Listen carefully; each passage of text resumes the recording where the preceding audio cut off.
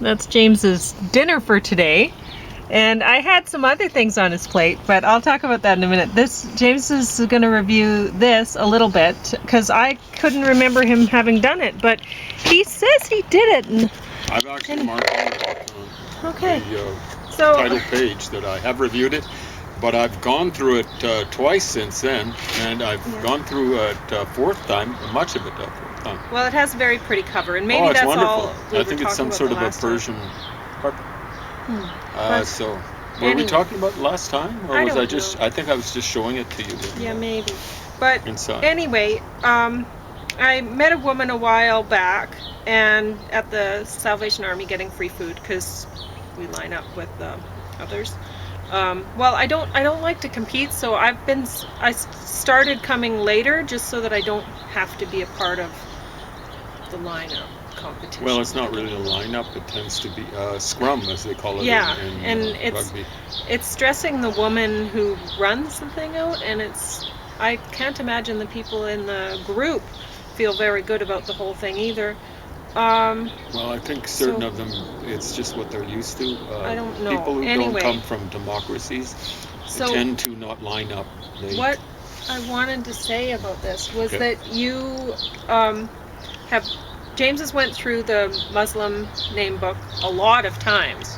He got this. So I was saying it's was a 3 library and roughly discard. a half times so far. And so when I met a woman, she said, I asked her what her name was, and she gave me an anglicization kind of nickname at first, and I don't recall what it was. But I was like, no, what is your what? Like she said, this is what they call me at. She had worked at Walmart.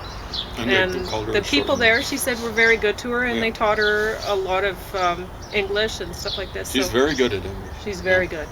And anyway, so then I asked her what her name was, and she said, well, people from here can't pronounce it very well. And so I just give the other, they call me that. That's okay, And it's tough for people when they're not from a language. Like, different languages use all sorts of different sounds that, and some languages have one sound and others do not have that sound, and you can't hear it. If you've been raised without using that sound, it's not a part of your brain wiring to even hear it. And so anyway. We don't even hear sounds that are native to English language. An example is the glottal stop. We use it all. See, I use it all the time. Yeah. But we don't, because it doesn't convey meaning, we don't actually hear it. We don't understand it. But in Arabic, it conveys meaning. If you have a word that starts with A, let's say Hebrew, which is related, like something like abad it could mean either, if you go abad or abad, it means two different things. One, the root basically means destruction, the other means servant. Oh, wow, that's a very different meaning. And they tend to be transliterated just starting with an A. But, Hebrew is more like obed or servant, but Arabic it's abdi or whatever. That means servant. So James goes through name books when he's, it's kind of an icebreaker. He's very social. If you haven't met James on a hike, you will know him once you meet him on a hike, because right away he will, what's your name, and da-da-da-da-da, and that means so-and-so, and whatever. And he's extremely social. He needs to talk to people, whereas I need to not talk to people. I don't need to talk to people. I just enjoy talking to people. Okay. It's a difference between needing someone and loving someone. You know what I'm saying? So I like talking to people. Yes, but, very much. Whereas on the hike, you will notice I will leave. James will be talking and I will go. I can't handle that much. So I have to go. It helps if people have dogs along, because they'll ask what their dogs' names are. Yeah, and he'll go through what that dog's name means and everything. So he studies these things so that he can try to become friendly with people. That's one motivation. The other thing is it's really helpful, particularly with something like Arabic, where the names haven't gotten munched up. like Chelsea. What does that mean? It's an English name, geographic name, and now it's a very common girl's name, not just in England or whatever. It means landing place for chalk, and the Chell is probably a preservation of chalk, where the vowel got something like reduced and so on and so forth. It definitely got changed, and the K just got dropped out, and so on and so forth.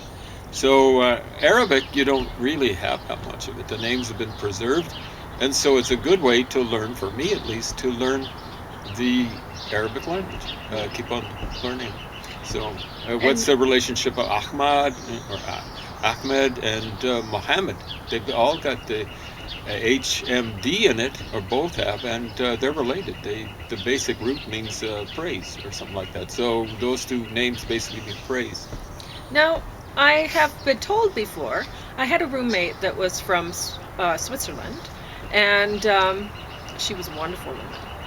And she explained to me, I didn't know anything about Switzerland until I lived with her, and she explained that they speak different languages, there's different... Anyway, so... Well, the good Swiss people, the best, like Roger Federer, they'll speak... They'll speak all of the languages. Yeah. So there's 3 major languages there. What Italian. in the world is going on? Must be a fight, hey? It could be birds. Yeah, they do a lot of that. Anyway, he knows all the 3 major languages: German, Italian, French. I don't know how well. And of course he knows English. He's an amazingly cosmopolitan kind of guy. So when I lived with my Swiss friend, she tried to, like, she would teach me a little bit. She'd say, this is how you say whatever, and she was shocked when I would repeat it back, and it would be, apparently I hear the differences in languages well, and so she was shocked by how well I could hear what she was saying, right? And but I didn't know I didn't know the meaning. I can't remember any Swiss phrases now, you know, and I can't even recall. I think she was German Swiss, but I can't recall, you know? So anyway, she'd explained that to me back then, and I cannot remember. But at the time, I could parrot it back really well. And she was impressed by that. And so when I met the friend that I made at the Salvation Army, she was lovely to me, she gave me her name, her real name, and she was, you know, before I tried to say it or anything, before she said it to me, she was, oh, people can't say it, you know, they can't, and then when I said it, she said, that's it, you know, and she was shocked that I had heard her name properly, but I just hear her. I think it might help that you studied music when you were young. Yeah. Right? Like I've been singing all the way along. Choir. My And whole how life. young were you when you started? And choir? it might have happened too that it helped that there were so many people speaking different languages when I was little. You see, because my French. family, Yeah, they exactly. were, but I wasn't. Well, I guess I was quite exposed to that. But there were people who, like on my dad's side of the family, very multicultural. Everyone married, you know, like my aunt married a man from Greece. Yeah. And my uncle married a Dutch woman. Yeah. And my dad marrying a French woman. Yeah. And then my grandma was Ukrainian. And then there was, you know, there was all this, right? There was a lot of, anyway.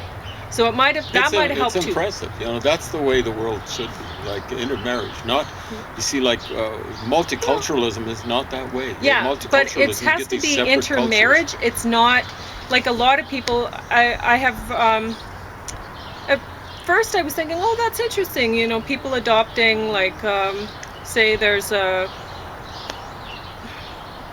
very light-skinned person from France who adopts a very dark-skinned baby or something, and I thought, whatever.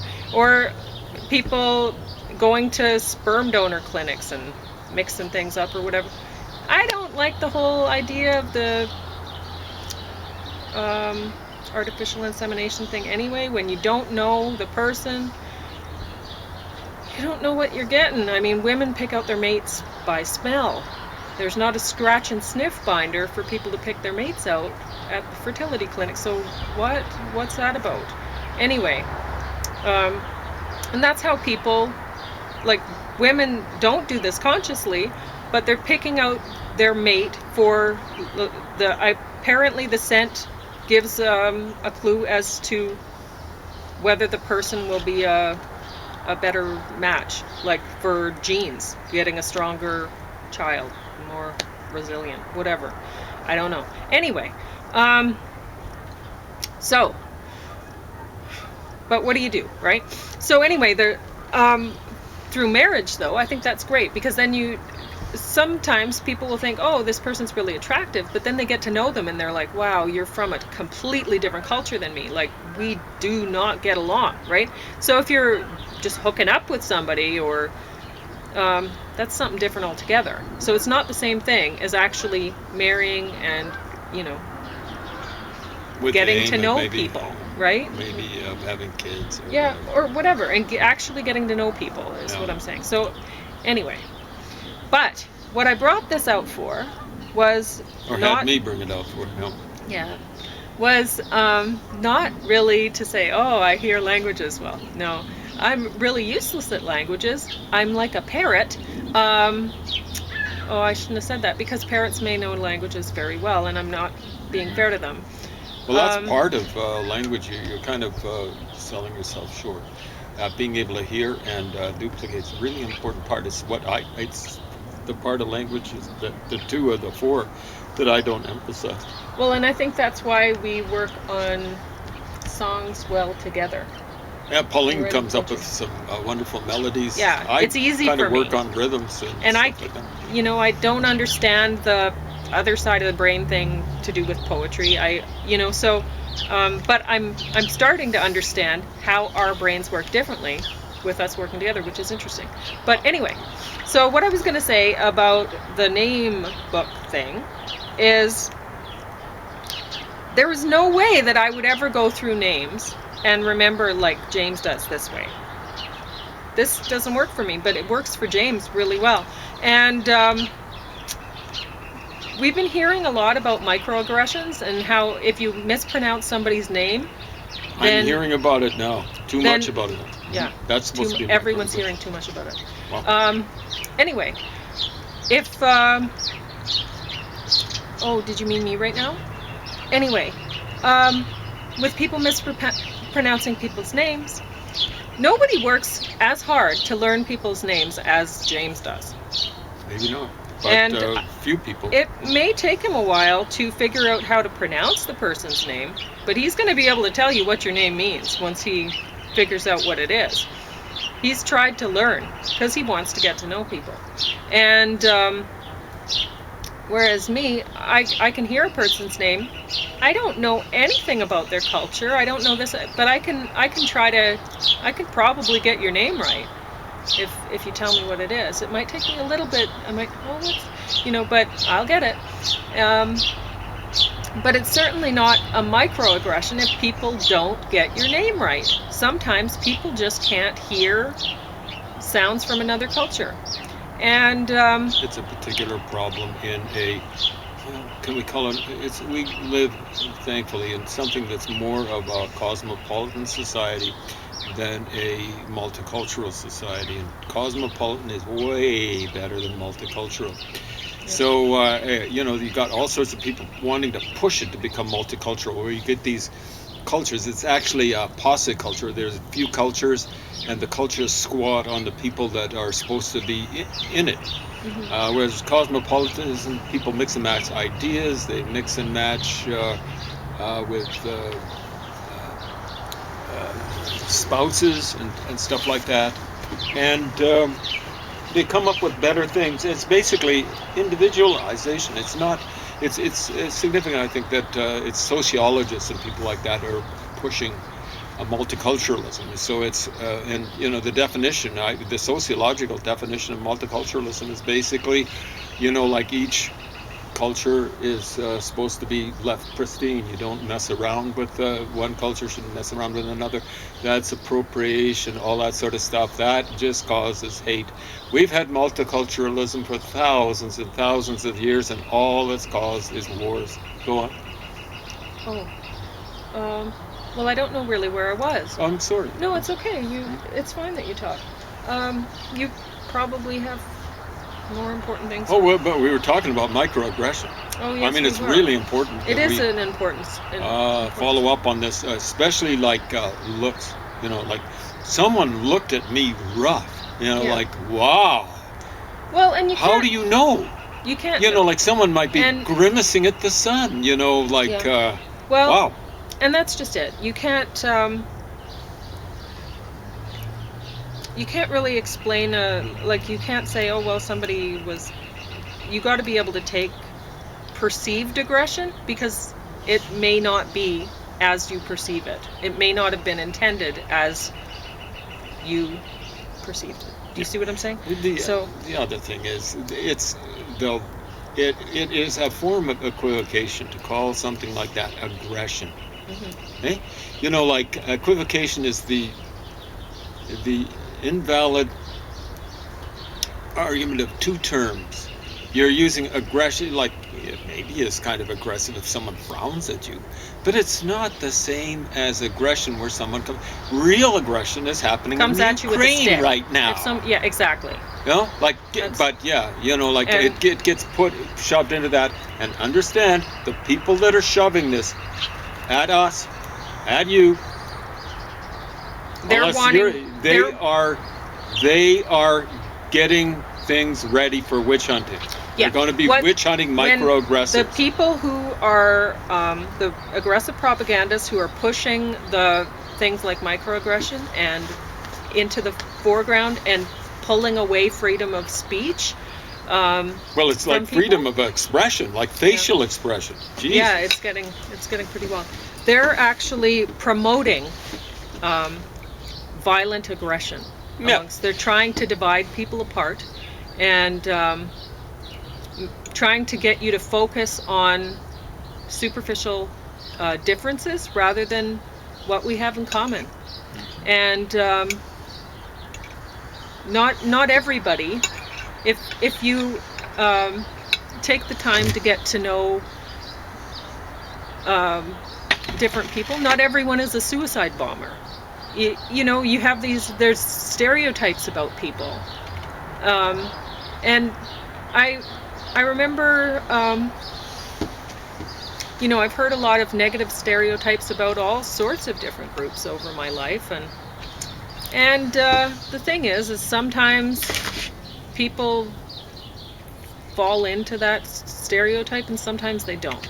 So you gotta get to know people to see who is more like you and who's not. You know, it's not a superficial thing, and it's, you know, there are some, like a culture is a stereotype to a certain extent, but Some not more than everybody others. fits in to, you know, every thing about that culture, every whatever.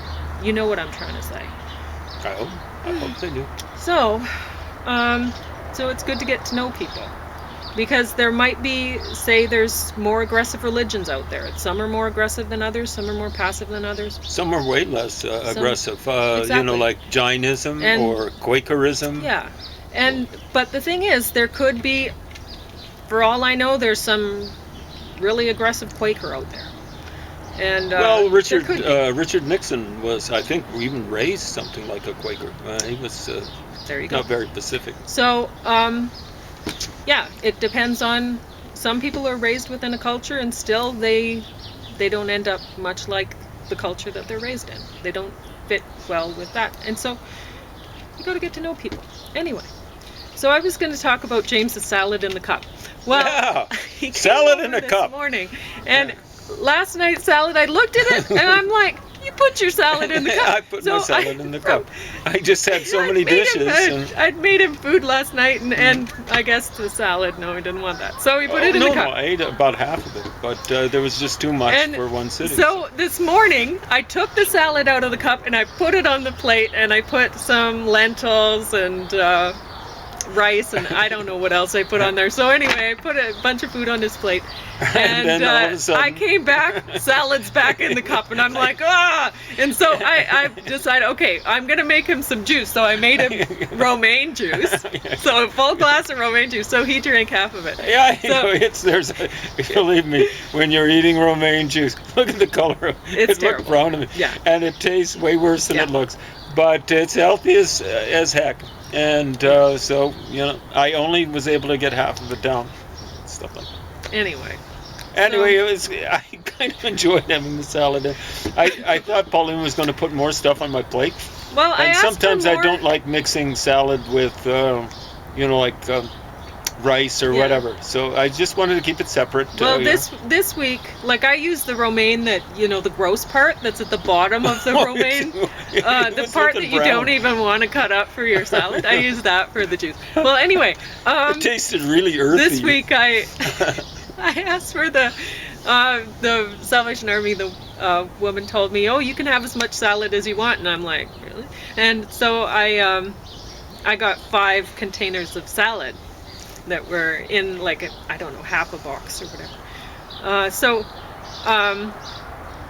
I brought that home, and I thought, okay, because James has found that his digestion works a lot better if he's eating salad greens. Yeah, He can one of even the have it meds in a- I in a take glass, of causes course. me to be more regular than regular. Yeah. So then So it's he's got to pretty- hang on to his nutrients somehow, and the Yeah. salad works. They don't want me So- losing weight. They always tell I- me, don't. So I got more salad, and he wasn't eating as much as I can eat the salad. Really, I get a big bowl and I fill it up, and it works out really fine. But anyway, so I guess it's tougher for some people to handle different flavors. James doesn't handle salad flavors as well, but he can drink the juice pretty easily. So anyway. I down it quickly. It's more Yeah. quickly than easily. So, winding up about microaggression, we were hearing on the CBC about Oh, before we do, I just want to say, you notice how when we talk about aggressive people, they're way more aggressive than microaggressive people. It's a form of macroaggression. What they're doing when they start yipping and yapping about microaggression. Sorry. it really is. I just wanted to put that in yeah. there. Especially at a time when the Ukrainians are having to deal with some very, very real, very macro aggression. And we're having to listen We to haven't seen things it. about microaggression on the radio, which is incredible. Shameful. Divisive. Yeah. So anyway, I was going to say that it's difficult for people to pronounce things from a language that they weren't raised with when they were little, they're not familiar with. When they're young and they grow up and they can't hear the sounds right. And I mean, it would be, I'm pretty sure people would consider it offensive if somebody went around and said, "You are microaggressing me because you're mispronouncing my language." Or To my somebody. name. Or, It well, doesn't offend me when people from all over the world mispronounce my name. Russians, chimps. It's almost like chimps for James. I kind of find it cute. There we go. I'm not offended by it. no. No. But if you said that about somebody who was in and they, there's when people immigrate, sometimes they never pick up on the language of the place where they immigrate into. There's some They don't even university professors that, I mean, these are really educated people, and You you can run into barely them understand and them. it's hard to understand them. So, and they may have been teaching at that institution for years, decades, and they still can't pronounce it. But it would be, I don't think it would be very polite to tell them that they're being micro-aggressive by mispronouncing the language. It would be offensive. It would be borderline aggressive. Aggressive. So when you're So- going around accusing people in a place where you've come in as a refugee or as some sort of a migrant, and you're accusing them of mispronouncing your name and resorting to microaggression, shame on you. You're aggressive. Way more aggressive than microaggressive. So anyway, I just needed to talk about that because it's It's stunning. It's so divisive. Yeah. You do not do that, because people are going to be looking at you, hearing you, and saying, you're microaggressing me by not pronouncing my name right. exactly. Gosh. It's and that'll make it so people will be less likely to want to try. Less likely. Yeah. They'll be trying, frankly, some of them, They'll be grouping to together move you and out. not wanting to mix. Not something I want to see, but they'll be trying to move everyone out. So when You don't play that silly, silly game Yeah. of trying to divide people. You'll only lose. And everyone, pretty well everyone Everyone else will loses. lose. Yeah. Gosh. There's a few dictators who won't Who will lose win. temporarily. Temporarily. Yeah. So but all not you're in the doing long is term. setting things up for civil war. What are you thinking? Absolutely insane. Well, and that's just it. Is what I was saying before is that people are looking at Putin in the Ukraine and saying, well, anyone who's sane is And not a faux gauchiste. There's Yeah, lots of is faux gauchistes they're pulling realizing for Putin. that Putin is in the wrong, and that honestly he's not acting on the Russian people's best interest. Oh, he's about the worst thing they could ever And have. but the thing is, they voted for him. They voted for him multiple So- times. What do you do? I mean, you have to make sure that if he is taken out, that somebody like him is not just elected back in, Yeah. right? So the people have to realize that, oh, he's bad for us before anything really changes. He's awful for you. And the thing is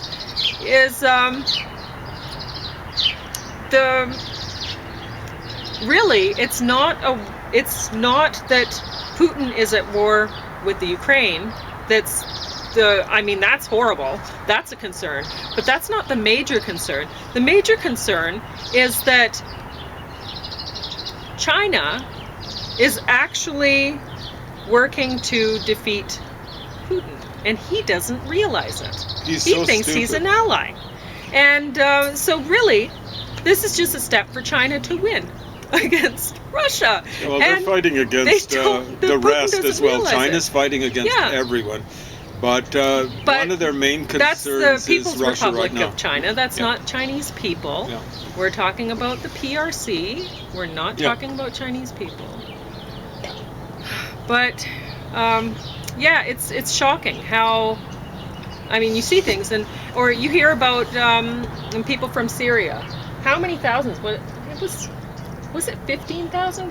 How many thousands was it that of Syrian people were going to fight volunteering to fight with Putin against the Ukrainians? 14,000. So 14,000? that's pretty good. But there's a subtext to that. Okay, so he's had militias in the Ukraine.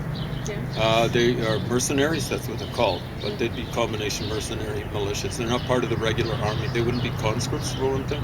They don't want to lose conscripts because that's the way you lose the battle at home. People don't want to see their sons die. But really, Well, can I just finish? Oh yeah. So he's thought- saying he's getting people from Syria and Central African Republic. That's two of the places where he's had these militias in, aside from the Ukraine. So my suspicion is he's actually bringing those bozos back. So if you're in Syria, and if you're not